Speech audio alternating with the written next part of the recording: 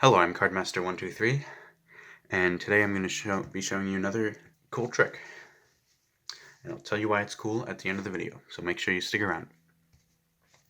Alright, so I'm just going to spread out the cards, and just going to have you confirm, as the spectator, that all the cards are in fact different.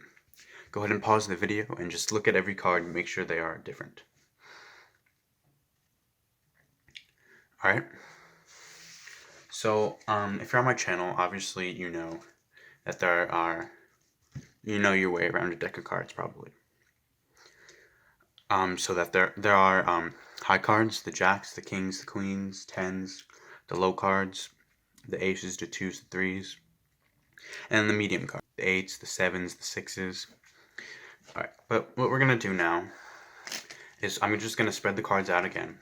It's going to be quick, and I want you to just look at any card and memorize that card. Say they memorize the two of spades.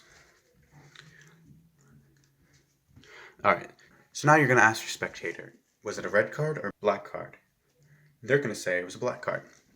And then you're going to ask, was it a high card, a low card, or a medium card? And they're going to say it was a low card.